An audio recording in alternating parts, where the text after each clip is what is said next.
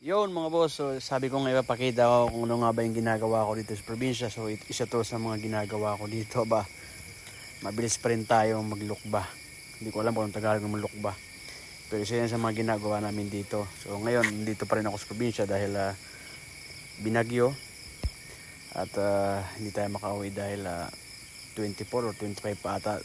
Pwedeng tumawid yung mga pere sa Alin papuntang Matnog. So ngayon, dito tayo.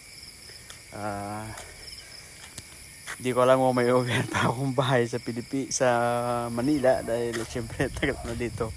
Sana may mauwihan pa ako mga boss. Salamat.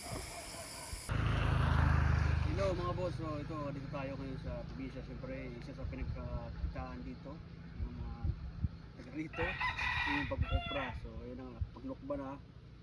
Siyempre bibilad kasi yung ilaw kasi mura yung kilo. So ngayon kailangan ibilad para maluto. Ito yung ginagawa namin dito ngayon. Kailangan pauyangin kasi para maluto yung lukad.